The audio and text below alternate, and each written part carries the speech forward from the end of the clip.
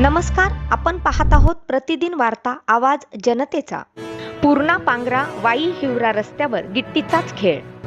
PMGSY अंतर्गत काम अर्धवट, 9 ते 10 किलोमीटर रस्ता फक्त गिट्टीवर। पूर्णा पांगरा ते वाई हिवरा या सुमारे 9 ते 10 किलोमीटर लांबीच्या रस्त्याचं काम प्रधानमंत्री ग्राम सडक योजनेअंतर्गत करण्यात आले। मात्र प्रत्यक्षात या रस्त्यावर फक्त गिट्टी टाकून काम अर्धवट अवस्थेत सोडून देण्यात आले। डांबरीकरण न करता केवळ गिट्टी टाकल्यामुळे हा रस्ता अपघातांना निमंत्रण देत आहे। या रस्त्याचे काम अत्यंत निकृष्ट दर्जाचे असून डागडुजी पद्धतीने केलेले असल्याचा आरोप ग्रामस्थांकडून केला जात आहे। रस्ता पूर्ण न करता संबंधित कॉन्ट्रॅक्टर काम सोडून बेपत्ता झाला असून याकडे संबंधित विभागाचे दुर्लक्ष होत असल्याचं चित्र आहे। सध्या या मार्गावरून दुचाकी, चारचाकी तसेच शालेय विद्यार्थी, शेतकरी आणि रुग्णांची ये-जा मोठ्या अडचणीतून सुरू आहे। पावसाळ्यात गिट्टी सरकल्यामुळे चिखल तयार झालाय, तर उन्हाळ्यात धुळीचे लोट उडत असल्यामुळे नागरिकांचं आरोग्य धोक्यात आलं आहे। इतक्या मोठ्या योजनेतून निधी मंजूर होऊनही रस्ता पूर्ण न झाल्यामुळे कामाचे मोजमाप, बिलांची अदायगी आणि अधिकाऱ्यांची भूमिका संशयाच्या भोवऱ्यात सापडली आहे। संबंधित अधिकाऱ्यांनी तात्काळ पाहणी करून दोषींवर कारवाई करावी आणि रस्ता त्वरित पूर्ण करून नागरिकांना दिलासा द्यावा, अशी मागणी ग्रामस्थांकडून होत आहे। प्रतिदिन वार्तासाठी मनोज भुजबळ यांची बातमी। नमस्कार, मी नसीर शेख, मार्क्सवादी कम्युनिस्ट पक्षाचा जिल्हा कमिटी सदस्य आणि DYFI या युवा संघटनेचा राज्य सहसचिव आणि जिल्हा सचिव आहे। पूर्णा, पांगरा, वाई आणि हिवरा हा जो रस्ता आहे साधारणतः 9.5 ते 10 किलोमीटरचा जो रस्ता आहे तो पूर्णतः उखळलेला आहे। प्रधानमंत्री ग्राम सडक योजना जी आहे त्याच्या अंतर्गत हा रस्ता करण्यासाठी हाती घेतलेला आहे। साधारणतः 1.5 वर्षापेक्षा जास्त झालेला आहे। मागच्या वर्षीपासून म्हणजे 1.5 वर्षापासून पाहतोय आम्ही की असाच उखळलेला गिट्टी वगैरे टाकून ठेवलेली आहे। गिट्टी टाकून काही ठिकाणी थोडंफार मुरुम डागडुजी केल्यासारखं केलेलं आहे। इथली जे नागरिक आहेत या रस्त्यावरती साधारणतः 4 गावं तर आहेतच, पण याच्यावरती आधारित बाकी काही ठिकाण म्हणजे बाकी 6 गावेसुद्धा आहेत, म्हणजे साधारणतः 10 गावे या रस्त्यावरती प्रवास करतात। इथल्या नागरिकांना ये जा करताना बऱ्याच वेळेस पडत आहेत, साधारणतः दररोज कोणी ना कोणीतरी पडतं। बरेच जण जखमी झालेले आहेत, काही 4-5 लोकांचा जीवसुद्धा जाता वाचलेला आहे।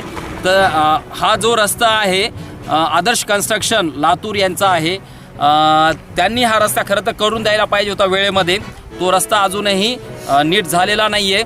मागच्या 3-3.5 महिन्यापासून हा रस्ता पूर्णतः त्यांनी बंद करून ठेवलेला आहे।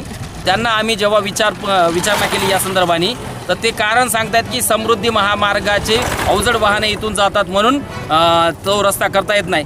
खरं तर हा जो प्रश्न आहे 1.5 ते 2 किलोमीटर जास्तीत जास्त आपण धरू शकतो की पांगऱ्यापर्यंत 3-4 किलोमीटर जे अंतर आहे तेवढीच समस्या आहे।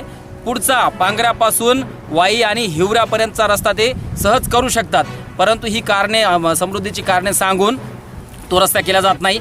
आम्ही प्रशासनाकडे पाठपुरावा केल्यानंतर त्यांनी सांगितलं की आम्ही यांच्यावरती दंडसुद्धा लावलेला 1.25 कोटीचा, तरीसुद्धा हे सुधारत नाहीत। मग आम्ही त्यांना मागणी केलेली आहे की हे जे आहे तुम्ही त्यांचं एकतर तुम्ही कंत्राट रद्द करा, ब्लॅकलिस्टमध्ये टाका आणि दुसऱ्याकडनं रिटेंडर करून हे काम करून घ्या, कारण नागरिकांच्या जीवाशी खेळण्याचा हक्क अधिकार कुणालाही नाही, कंत्राटदार नाही किंवा प्रशासनसुद्धा नाही आहे। म्हणून आम्ही आज मार्क्सवादी कम्युनिस्ट पक्षाने DYFI कडनं आंदोलन या ठिकाणी करण्याचा निर्णय घेतला होता, परंतु कालपासनं आचारसंहिता जिल्हा परिषद आणि पंचायत समितीची लागल्यामुळं आम्ही ते आंदोलन न करता प्रातिनिधिक स्वरूपावरती सिम्बॉलिक एक निषेध इथे व्यक्त केलेला आहे।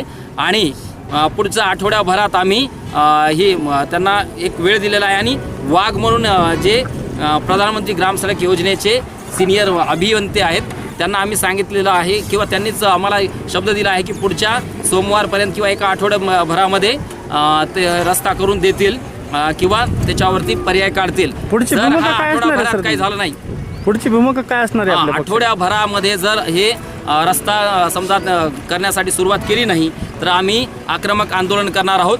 राजकीय पर्याय न पाहताही आम्ही सार्वजनिक मुद्दा म्हणून त्याच्यावरती हे आक्रमक आंदोलन करणार आहोत।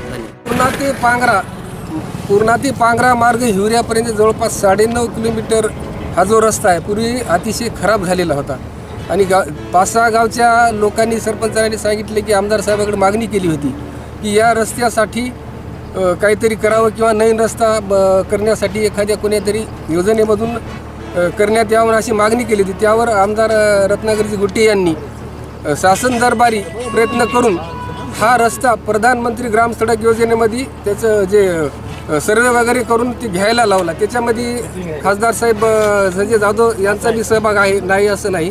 तर ते मग त्यानंतर हे टेंडर आशीर्वाद कंस्ट्रक्शनचे जे देशमुख साहेब आहेत त्यांना मिळाल्याच्या नंतर त्यांनी एक सुरुवातीला लवाजमा आणला मागच्या मे महिन्यामध्ये. थातूर मातूर पद्धतीनं 2 लेयर टाकली, माती मिश्रित मुरुम, निकृष्ट दर्जाची गिठी वगैरे टाकून एकदम लेयर म्हणजे 2 लेयर असे टाकले की निव्वळ अतिशय खराब. ते एक 8-10 दिवसामध्ये पूर्णपणे उडून गेली आणि पुन्हा रस्त्यावर गिठी अशी पसरलेली जाणं. नमस्कार, मी बाबाराव ढोणे पाटील, ढोणे पांगऱ्याचा रहिवासी आहे. सरपंच युवा मंगेश साबळे युवा मंचाचा राज्य समन्वयक म्हणून मी काम करतो. आज 10 वर्षापासून ते 15 वर्षापासून या रस्त्याची परिस्थिती अतिशय बिकट होती. त्यानंतर या रस्त्याचं टेंडर झालं. आम्हाला वाटलं कुठंतरी आम्हाला चांगले दिवस पाहायला मिळणार आहेत. कुण्यातरी लातूरच्या आशीर्वाद कन्स्ट्रक्शन या कंपनीला या रस्त्याचं टेंडर मिळालं. ते काम चालू झालं आणि चालू होऊन सर्दी गेली न पडसं आलं म्हणल्यासारखं यांनी असा धिंगाणा या रस्त्याचा करून टाकला की अक्षरशः पूर्ण गिट्टी या रस्त्यानं आहे. आता दररोज कोणी ना कोणी पडतं आणि विशेष म्हणजे 6 गावचे विद्यार्थी फक्त प्रायमरी शाळा आहेत आपल्याकडे. 6 गावचे विद्यार्थी पूर्णेला शाळेत शिकायला येतात. विशेष म्हणजे रस्त्यावर गिट्टी असल्यामुळं कुठलाही ऑटो या रस्त्यानं येत नाही. ऑटोवाल्यांनी येणं जाणं बंद केलं तर मुलींना 6-6 किलोमीटर पायी प्रवास करावा लागतोय. कॉलेजच्या मुलींना सर, याच्यामध्ये वेगळी काही घटना घडू शकते, काही होऊ शकतं. याची जिम्मेदारी कोण? गुत्तेदार तो फोन उचलत नाही, आरेरावीची भाषा करतोय, कोण आहे आम्हाला माहीत नाही. पण प्रशासनाने याच्यामध्ये लक्ष घालून आतापर्यंत सामान्य जनतेचे प्रश्न म्हणून या रस्त्याचं काम मार्गी लावायला पाहिजे होतं. आम्ही संबंधित अधिकाऱ्यांशी बोललो. संबंधित अधिकारी वेगवेगळ्या प्रकारचे उत्तरं देत आहेत. त्यांनी म्हणत आहेत की ते असं झालं तसं झालं. काहीही नसते. ज्याला ज्याच्या टार्गेट दिलेलं आहे, ज्या गोष्टी ज्या वेळेमध्ये व्हायला पाहिजे त्या करायला पाहिजेत. शासनानं पैसा दिलेला आहे, सामान्य जनतेसाठी पैसा दिलेला आहे. तुम्हाला तुमचे प्रश्न ऐकून घ्यायसाठी नाही दिलेला आहे. आणि जर तुमच्या अडचणी असतील तर तुम्ही बाजूला निघान जा.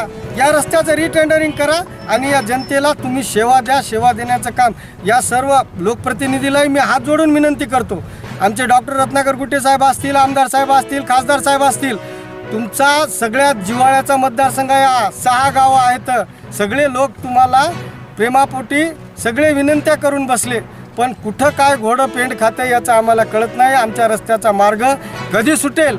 आणि जर या 8 दिवसात यांनी प्रशासनानं दिलेल्या याच्यामध्ये जर आम्हाला 8 दिवसामध्ये आम्हाला या रस्त्याचा प्रश्न आमच्या मार्गी नाही लागला तर हा आमच्या जीवनातला म्हणजे अतिशय बिकट प्रसंगातून आम्ही जात आहोत. आम्ही वेगवेगळ्या मार्गाने आमचं सगळ्यात तीव्र आंदोलन राहील आता, कारण हा भावनिक प्रश्न झालेला आहे आमचा आता.